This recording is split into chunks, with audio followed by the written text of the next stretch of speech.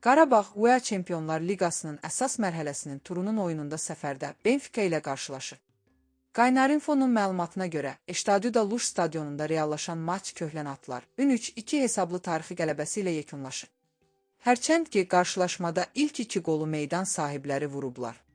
6-cı dəqiqədə Enzo Barenç, 10 dəqiqə sonra isə Vangelis Pavlidis diqqət mərkəzinə düşür.